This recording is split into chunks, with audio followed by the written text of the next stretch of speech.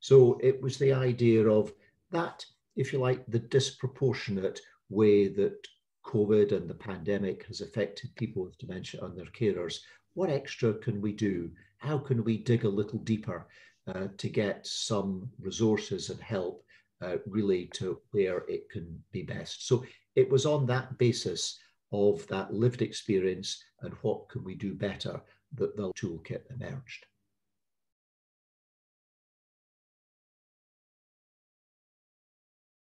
The toolkit is for primarily people with the lived experience of dementia who are living with dementia, their families and carers, to provide that, if you like, a little more information based on a wide range of experiences of people with dementia and the research evidence from studies such as Include as well. So it's largely for people with dementia, but also their families and carers. But I think anyone who's involved in dementia care, who's involved in the provision of services for dementia, could do well by reading it and learning from that, if you like, that amalgamation, that bringing together of what the lived experience is and how during the pandemic we can support people with dementia, their families and carers to the best of our ability.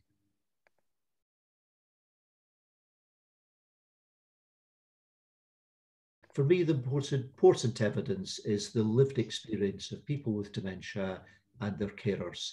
And so people with that experience can tell researchers such as myself and others what for them is important.